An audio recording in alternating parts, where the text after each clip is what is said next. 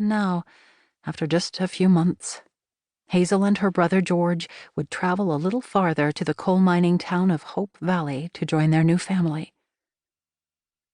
Lillian opened each drawer of the dresser once more to check that nothing had been overlooked. The bureau was completely empty now.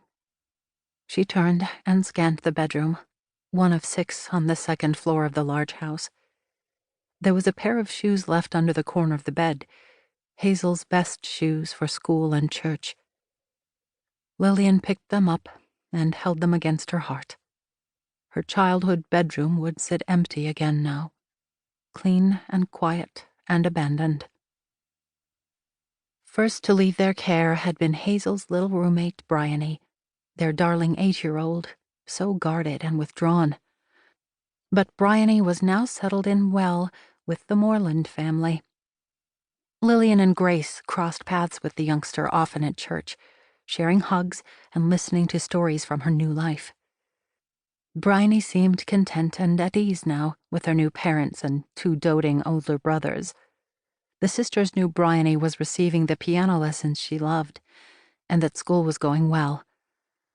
Still, they missed her, felt the absence of her shy spirit around their kitchen table. It helped that Roxy Moreland encouraged Bryony to refer to the sisters as Auntie Lillian and Auntie Grace. Lillian truly did feel that the child was family still. Next to leave their home were Lemuel and Harrison. The boys had been adopted by Mr. and Mrs. Thompson shortly after all the chaos of late November, both of them anxious to serve in any capacity to nurse Arthur Thompson's filly back to health. And the young horse had recovered well, much to everyone's relief. Harrison had become rather a stranger in the weeks that followed, reveling in his newfound family.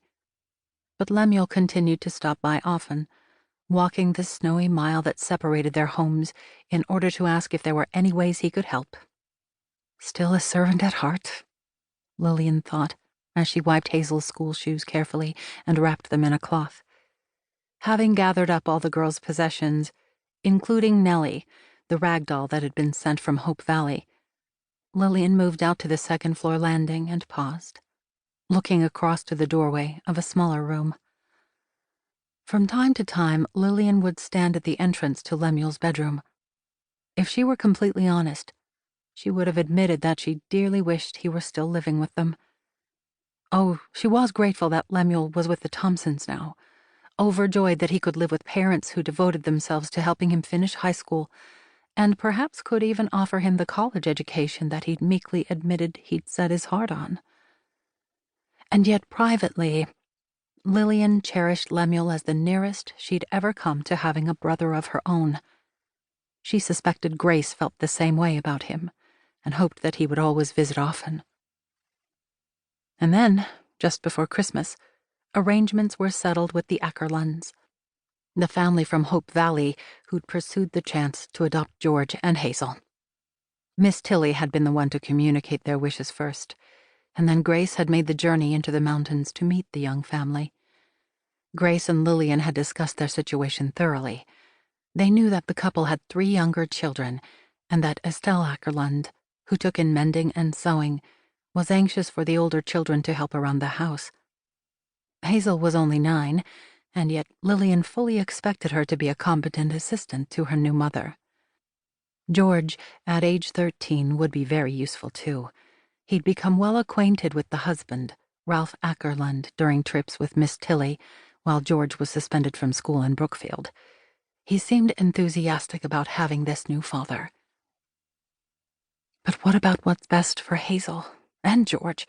How do I know that they'll be loved and cared for and, well, nurtured?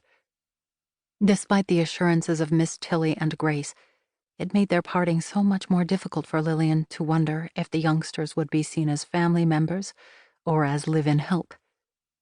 She understood the logic. Running a home was constant work, hauling buckets of water or coal, chopping wood, and keeping the fire stoked. Her own workload had increased as each of their little charges had moved away. Now she and Grace took extra turns at every task in endless succession, in addition to baking and cleaning and laundry and sewing. But there's more.